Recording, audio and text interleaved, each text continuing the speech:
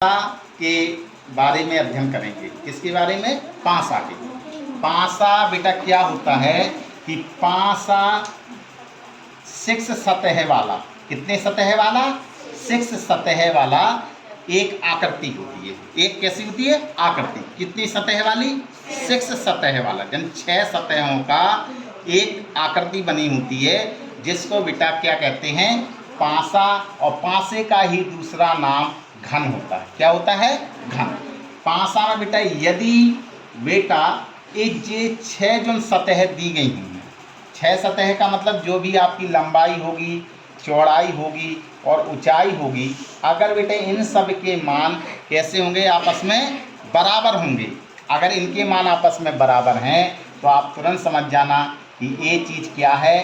पासा है। और पासे का ही दूसरा नाम घन है। यदि बेटा आपकी लंबाई और चौड़ाई और आपकी ऊंचाई, लंबाई, चौड़ाई, ऊंचाई ये बेटा आपकी बराबर ना हो, तो आप तुरंत समझ जाना कि ये जो 6 सतह वाली आपकी आकृति है, वो आकृति आपकी घनाभ है। कैसी आकृति है? घनाभ। आपके प्रश्नों में इस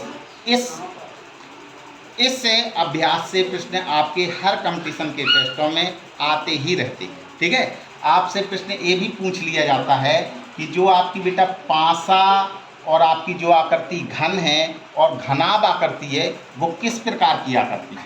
आपसे ये प्रश्न पूछा जाता है कि पासा, घन और घनाभ किस प्रकार की आकृति है।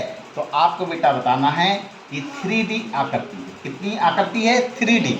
3D को कहते हैं हिंदी में त्रिविमीय आकृति। क्या बेटा कहते हैं? त्रिविमीय आकृति। इसको बेटा कहा जाता है त्रिविमीय आकृति। इंग्लिश में क्या कहते हैं? 3 डायमेंशनल। क्या कहते हैं? 3 डायमेंशनल। ठीक है।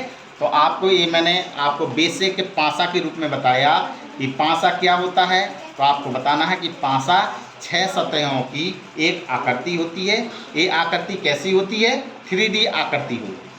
ठीक है। कौन सी आकृति होती है? 3D आकृति होती है। अब देखते हैं पासा के बारे में। आप बेटा इन 3 भागों के रूप में इस पासा को लेकर हम अध्ययन करेंगे। 3 भागों में इनको लेकर हम अध्ययन करते हैं। कैसे? एक पासा बेटा ऐसा होता है इसको लिखा होता है वन सरफेस कॉमन डाइस। इसका नाम क्या होता है बेटा? One surface common dice. English में पासे को डाइस कहा जाता है। इंग्लिश में पासे को क्या कहा जाता है? डाइस। और पासे का अध्ययन हम सिर्फ 3 ही प्रकार से कर सकते हैं। एक कैसा होता है? One surface common dice. इसको हिंदी में कहा जाता है एक समान सतह। एक समान सतह। और दूसरा जो प्रश्न होता है उसको कहते हैं two surface common dice. Two surface common dice. इसका बेटा हिंदी में नाम क्या होता है? 2 सतह समान। 2 सतह समान।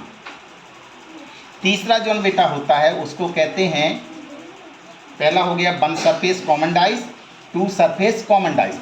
इसका नाम होता है नॉन सरफेस। ठीक है। नॉन का मतलब यहाँ पे नो भी लिख सकते हैं आप कि no surface common dice. No surface common dice. इसको बेटा हिंदी में कहा जाता है कोई भी सतह समान नहीं है। कोई भी सतह समान नहीं है। ठीक है। बंद हो गया।